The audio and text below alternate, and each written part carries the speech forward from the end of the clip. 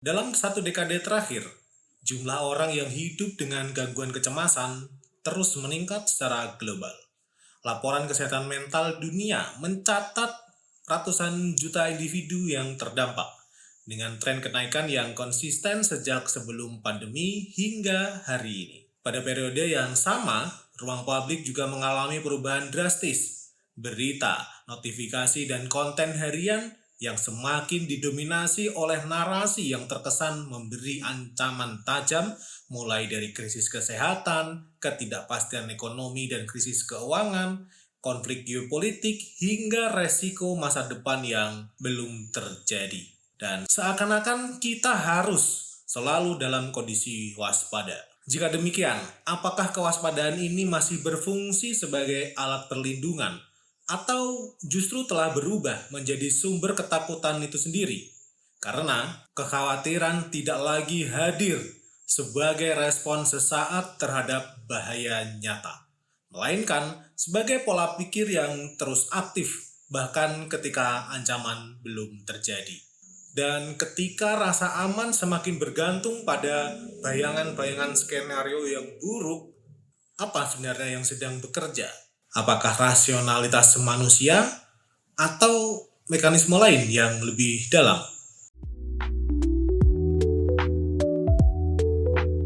Hai teman baca, setiap hal besar terlahir dari gagasan kecil. Dan ingat, satu kalimat dari sebuah buku bisa merubah hidupmu.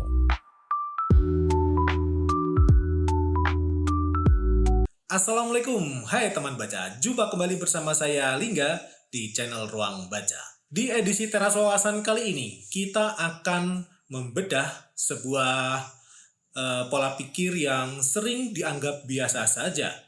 Karena ya memang berwujud atau berbentuk kehati-hatian. Tetapi nyatanya malah memperbesar rasa takut dan memupuk kecemasan. Pola pikir itu adalah worst case scenario.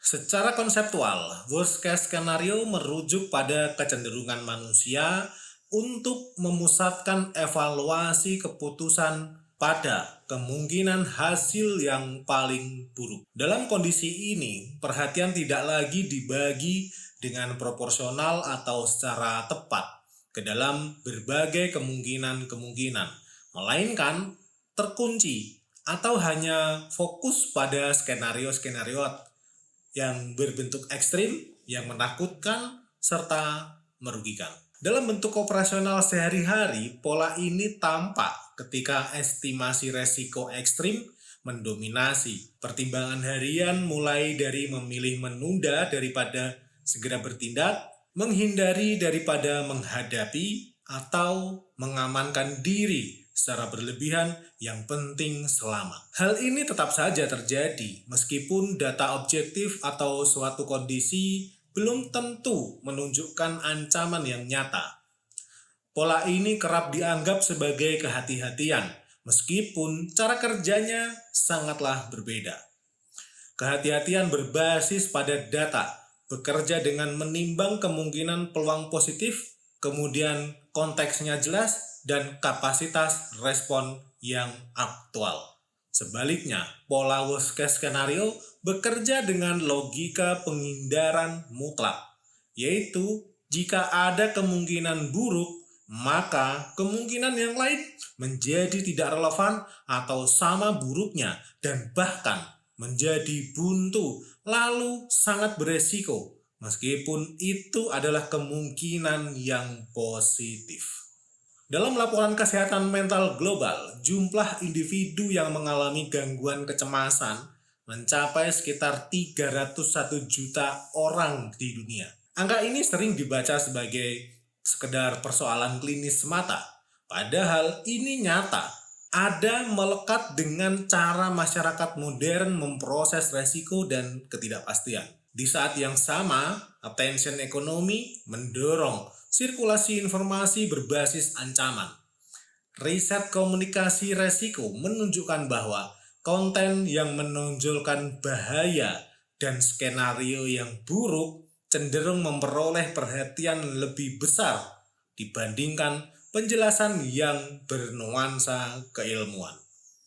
Dalam lingkungan seperti ini, pola pikir West Coast tidak muncul secara kebetulan, melainkan menemukan ekosistem yang mendukung keberlangsungannya. Worst case skenario bukan sekedar cara berpikir individu, tetapi titik temu antara mekanisme kognitif dan lanskap informasi modern yang terus memproduksi rasa waspada, ketakutan, dan kecemasan.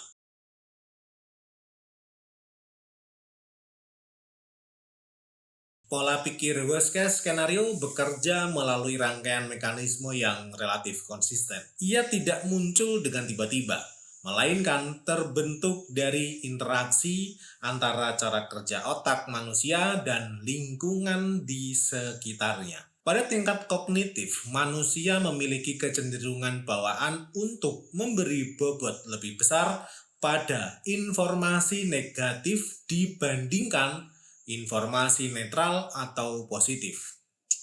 Mekanisme ini berfungsi sebagai sistem peringatan dini, seperti ancaman yang terdeteksi lebih cepat dianggap meningkatkan peluang bertahan hidup. Dalam konteks modern, mekanisme ini tidak hilang, tetapi tetap aktif meski jenis ancamannya telah berubah. Masalah muncul ketika kecenderungan ini bertemu dengan lingkungan informasi yang sangat padat. Dalam ekosistem media digital, konten yang menonjolkan bahaya resiko ekstrim dan potensi kerugian cenderung lebih sering disebarkan dan dikonsumsi. Akibatnya, otak menerima aliran sinyal ancaman yang tidak sebanding dengan tingkat resiko nyata. Di titik ini, pola worst case mulai mengeras. Setiap informasi baru tidak lagi diproses sebagai kemungkinan, melainkan sebagai konfirmasi bahwa skenario terburuk layak dijadikan patokan utama. Ketika satu resiko dibayangkan sebagai kegagalan total, ruang untuk menilai probabilitas, konteks, dan alternatif respon semakin menyempit. Mekanisme ini kemudian diperkuat oleh validasi sosial. Dalam banyak konteks, kehati-hatian ekstrim sering dipersepsikan sebagai sikap bertanggung jawab. Sementara pengambilan resiko moderat mudah dilabeli ceroboh. Lingkungan sosial semacam ini memberi insentif tidak langsung bagi individu untuk terus memikirkan kemungkinan-kemungkinan buruk. Ketika pola ini menetap, dampaknya mulai terasa pada level perilaku. Keputusan yang diambil cenderung defensif, menunda langkah, menghindari pilihan, atau mengalokasikan sumber daya secara berlebihan untuk resiko yang belum tentu terjadi. Secara individual, ini tampak rasional, tapi secara kolektif, ia menciptakan inefisiensi dan tekanan psikologis yang berulang. Skala dampak ini tercermin dalam data kesehatan mental global. Ratusan juta orang hidup dengan gangguan kecemasan, sebuah angka yang sering dibaca sebagai masalah personal, padahal sebagian kecemasan tidak muncul karena bahaya yang sedang terjadi, melainkan karena orang terus-menerus dihadapkan pada kemungkinan-kemungkinan buruk yang dibingkai sebagai ancaman nyata. Jahat sekali. Worst case scenario bukan sekedar cara berpikir yang terlalu khawatir, melainkan hasil akhir dari mekanisme yang saling menguatkan antara bias kognitif, arsitektur media, dan juga norma sosial tentang kehati-hatian yang berlebihan.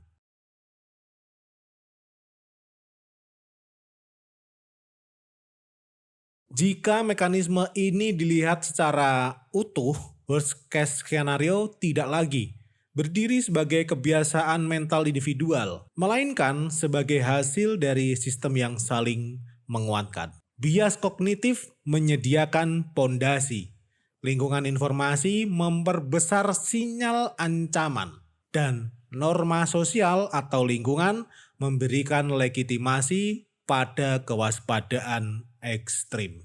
Keputusan defensif mulai tampak masuk akal. Menunda dianggap bijak, menghindari resiko terlihat bertanggung jawab. mengamankan diri secara berlebihan dipersepsikan sebagai bentuk kecermatan. Namun, ketika pola ini terjadi secara luas dan berulang, dampaknya tidak lagi berhenti pada individu, tetapi mulai terasa meluas. Dalam konteks ekonomi dan organisasi, pola worst case dapat mendorong stagnasi keputusan. Proyek ditunda karena terlalu banyak skenario gagal yang dibayangkan.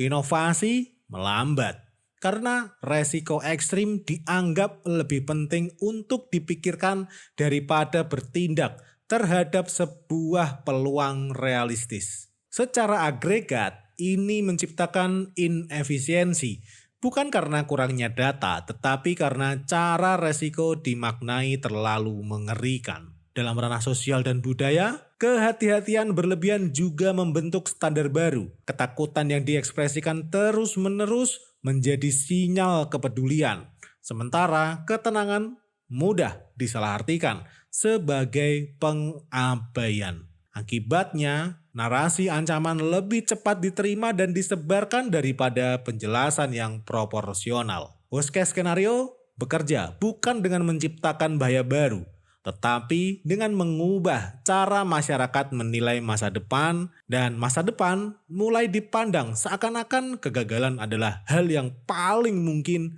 untuk terjadi.